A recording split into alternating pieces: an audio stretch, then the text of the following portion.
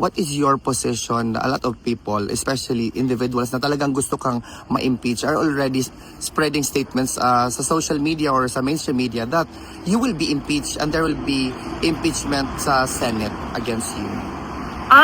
Kung ordinary individuals lang naman yan, like ordinary Filipinos, pabayaan na natin yan, no? Kasi yan naman yung opinion nila, yan naman yung damdamin nila. Hindi mo naman mapabago ang nararamdaman ng isang tao. But it is different siguro kapag congressman na yung nagsasabi or senator na yung nagsasabi. Kasi magtatanong ka, bakit sobrang sigurado ka na tapos na ito? I was about to ask VP because Representative Redon actually even made mention in an interview that you're very clear na talaga that there will be 106 votes which is required for the articles of impeachment na ma-endorse doon sa Senate. Oh, well, hindi ako makakomment sa kanyang mga nalalaman kasi hindi ko alam kung ano yung alam niya. Shout out sa Reaction Vlog YouTube channel. Please like and subscribe. Okay kayo. Sige. Please, salamat ha. Thank you. VP Inday, Yes. welcome back to the Netherlands. Magandang araw po sa inyo. How are you today? Thank you. I wouldn't say I'm happy to be back because of the situation of President Duterte, but I'm happy to see all of you again, and happy springtime sa inyong lahat. I am very well and okay. Thank you, VP. On behalf of the Filipino community all over the world, welcome back and we're glad to see you again. Yes, I'm happy to see first-timers as well. And first-timers in the Netherlands, ma'am, no? Yes. Oo. We were here actually last year. Yeah. We bring some cakes. Birthday si Tatay. Salamat. And I think malaki din yung celebration nitong nakaraang March 28 para kay President Duterte. So nagpapasalamat din ako sa mga Filipinos overseas na pumunta dito sa Hague noong March 28 para mag-celebrate dito sa Duterte Street and mag-celebrate din dun sa Malidel Park. So thank you sa inyo. Thank you, VP Inday. Next birthday. Yes, we always pray for that. No? Halos sa araw-araw yung dasal na sana ay makauwi na si President Duterte. Kami uwi. VP Inday. Sobrang ma'am. Sobrang mahal ng Thank you, ma'am. magastos, ma'am. VP Inday, how was your visit with PRRD after a while, ma'am, of not seeing him? Okay lang naman. He looks well. He looks healthy. And wala naman siyang mga problema. I suggested na magpa-physiotherapy siya. But he refused na mag-physiotherapy. So, we'll see tomorrow kung makumbinsin natin siya na physiotherapy in lieu of his supposed dapat everyday exercise. Yes. VP, what is your initial reaction when the jurisdiction was established, decided by the appeals chamber, ma'am?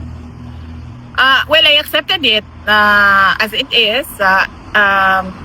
Discussion na rin naman namin yun ng mga abogado, no? Na we don't see any way that the ICC will let go of the case of President Duterte since isa na lang ito sa dalawa na ICC cases, no? So we don't think na they will let this go. Is it the same sentiment, VP, with respect doon sa confirmation of charges? Yes. Okay. Same lang, no? Na this will really go to trial, and the best way to move forward is to prepare for time.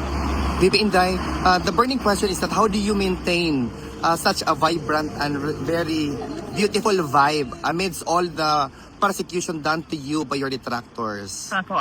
Siguro... No comment. No, I've always been like this. Yes. Even before I was vice president, and hanggang naging vice president ako, and I don't see na magbabago yung disposition ko because of a few problems here and there.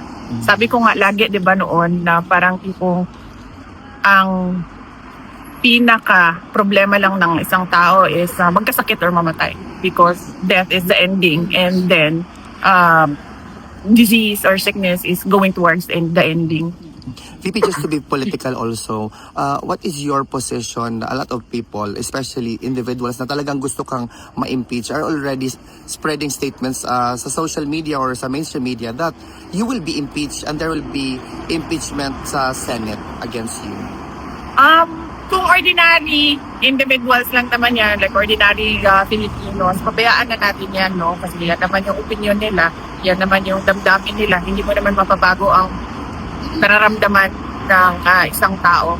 But it is different siguro kapag congressman na yung nagsasabi or senator na yung nagsasabi. Kasi magtatanong ka, bakit sobrang sigurado ka na Yes. tapos na ito? I was about to ask VP because Representative Ridon actually even made mention in an interview that you're very clear na talaga that there will be 106 votes which is required for the articles of impeachment na ma-endorse doon sa Senate.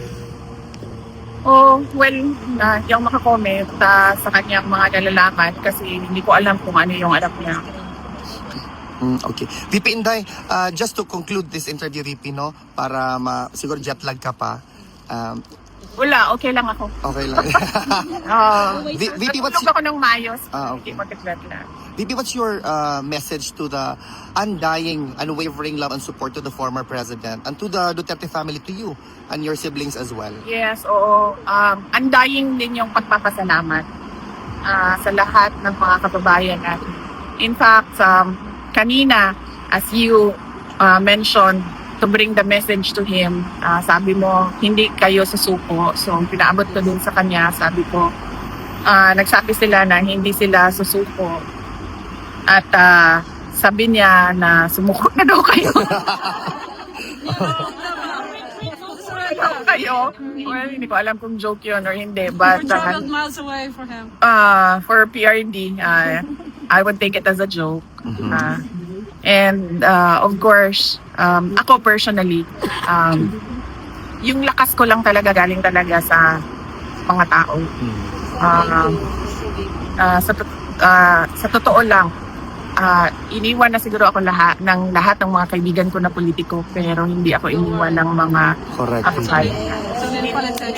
No kami. Correct. Ako. No matter what. VP, another statement coming from perhaps sentiments by the Filipinos. Are you ready to become the next president of the Philippines?